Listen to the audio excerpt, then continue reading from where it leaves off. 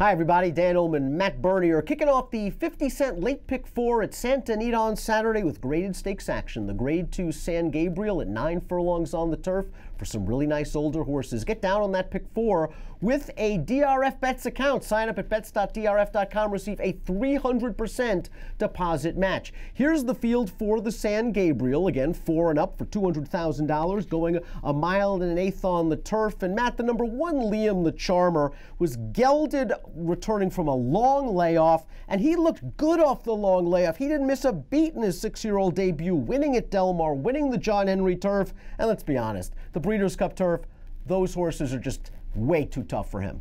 Yeah, you can't hold that race against him. It was also run over a bog. I don't care that it's officially listed as good. That's a joke in and of itself. But the idea that this horse in Southern California, he fits really well against this type. Now, my only concern, and I don't know if you agree or disagree, we talked about it a little bit before we came on, I much prefer him at a mile and a quarter, at a mile and 3/8, or a mile and a half, as opposed to this mile and an eighth. And I recognize he won that race 3 starts back at 8.5 at Del Mar, but I do just wonder if, you know, the circumstances work against him a little bit. Does the engine start running a little bit too late in a spot like this, and it's only enough for him to just get a minor award, and then maybe next time out, going longer, that's the time you want him? It's certainly something to consider because he's done the bulk of his work throughout his career at 10, 11, 12 furlongs, but I like the win at Del Mar 3 back, and against this kind of field, I think that Liam Charmer in the pre-Breeders' Cup turf form he's in is obviously a logical contender, and you're right about the turf condition on Breeders' Cup Day. I mean, listen,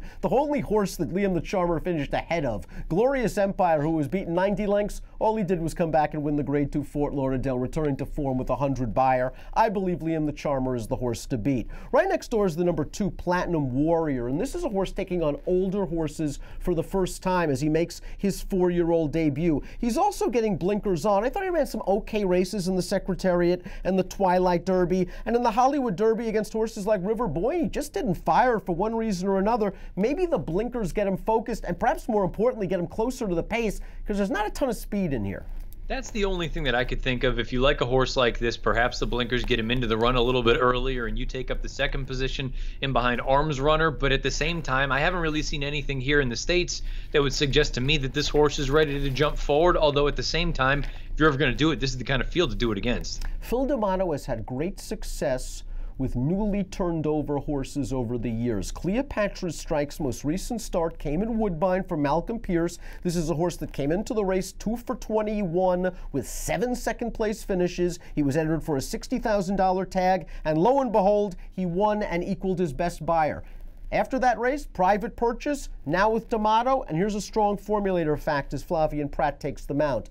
Past year, older horses on turf, first after the trainer switched to D'Amato, almost 30% winners and a 642 ROI. At first glance, you might say this horse doesn't class up. He has never raced in a stakes of any kind.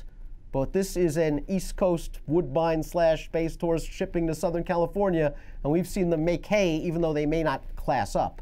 I was going to say, I mean, that's kind of the crossroads that I'm at with a horse like this. I look at him from a figure standpoint, from a class standpoint, and I go, he's just not good enough. He's not really of this caliber. But at the same time, you've got that formulator fact.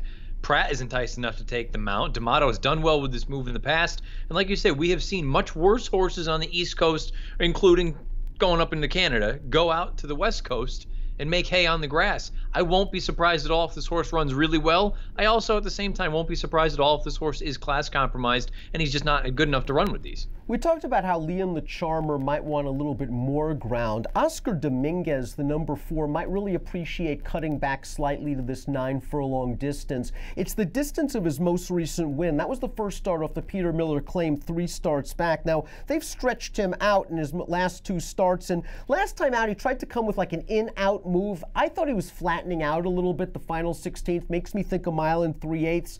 A little bit too long, but he was also in for the 62.5 that day. I'm not sure where he fits from a class perspective, and he's got no speed. No, I was going to say, he's going to be coming from the back, but at the same time, I've never been a big fan of Oscar Dominguez, but I do feel like Miller has gotten him as good as he's ever been at this point, and he's a newly turned 6-year-old.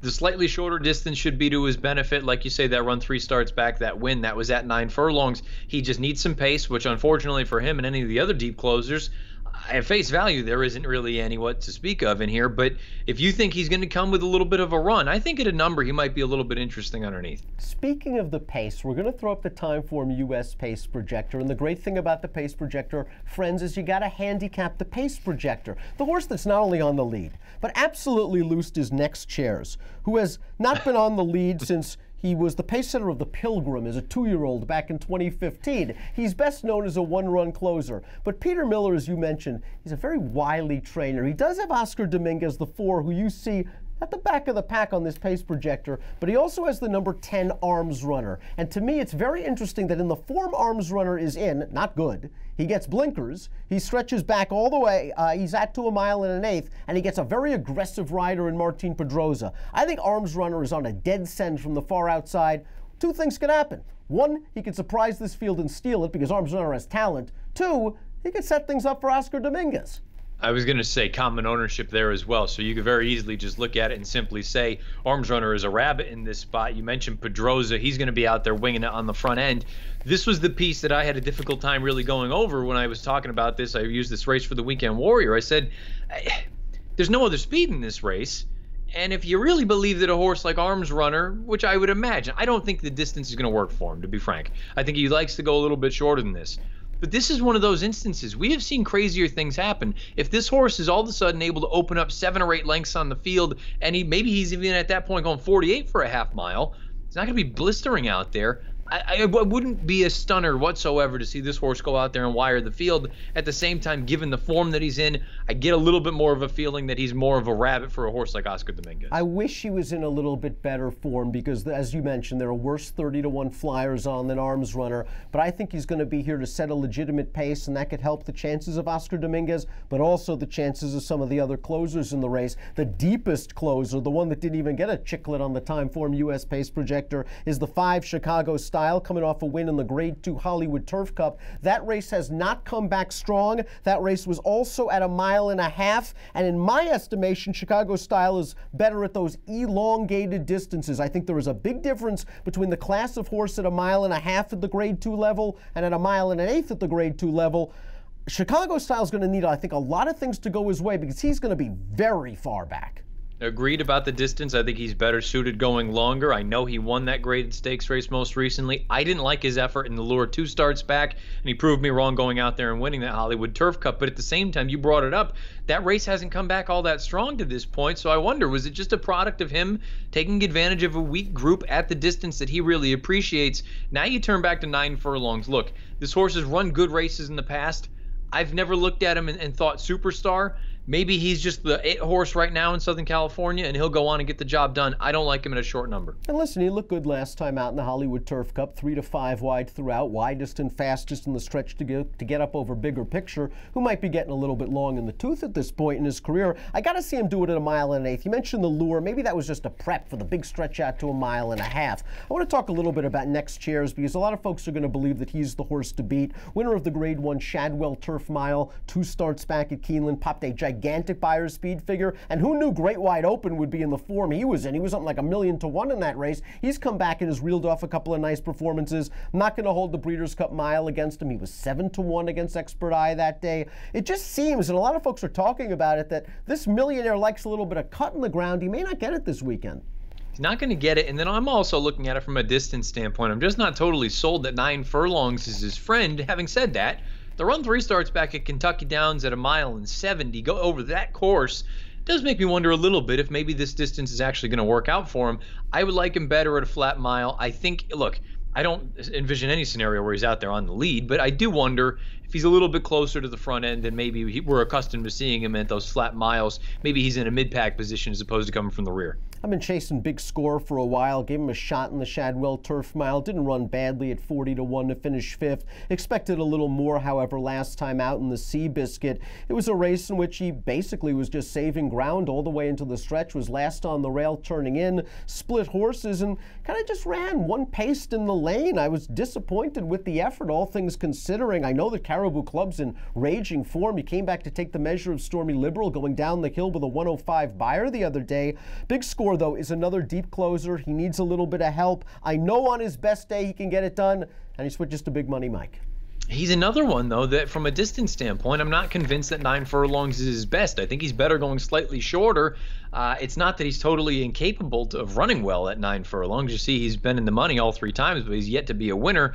I just would like to see something a little bit more. I'm not totally convinced that here is a 4-year-old or 5-year-old now. Put it this way, his 4-year-old form I didn't love. He only raced 3 or 4 times. And even prior to that, what's his last victory? Going all the way back to, what, April of 2017? I just don't know where he is. Big Ben was a graded stakes winner back in 2017. He has not done much running since that race. The blinkers come off for a very good trainer in Tom Proctor. This is another horse that's cutting all the way back in distance. You could argue he might want a little bit more ground, but that Kentucky Turf Cup, his most recent start, was a pretty good race. Arklow came back to run second with a 99 buyer. Solio has run 3 times since, a win and a couple of seconds. Buyers ranging from 91 to 95. This one's going to have to deal with a little bit of a layoff and a tough turn back in distance.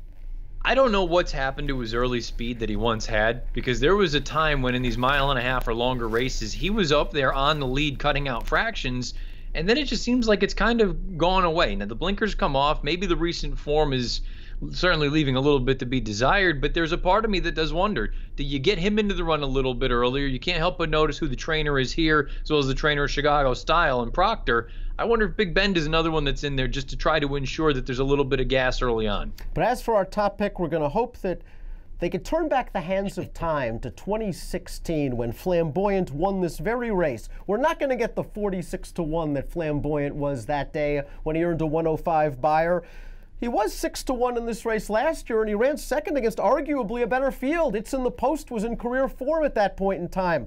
Flamboyant's another horse that's going to need a little bit of pace, but we know he likes the 1 1/8. We know he likes Santa Anita, and he's coming into this race in reasonably good form after a good effort on the synth last time out. He's the relationship he and I have had over the years is a little bit odd, because initially when he came over here I hated him, and then I warmed up to him. And now he's been good to me recently in some of these spots. And I know he hasn't won a race since earlier this year up at Golden Gate, but I think there's some reasons to think that you're going to get a decent enough effort out of him. And in a race where I don't love anyone else, I'd like to take my chances. That Berkeley you brought up, one, it was on synth. I don't know that that's his favorite surface. He got slammed pretty good coming out of the gate there, and I wouldn't have holded it against him if he had just gone out there and sort of raced evenly. Instead, he was wide throughout. He came with a run.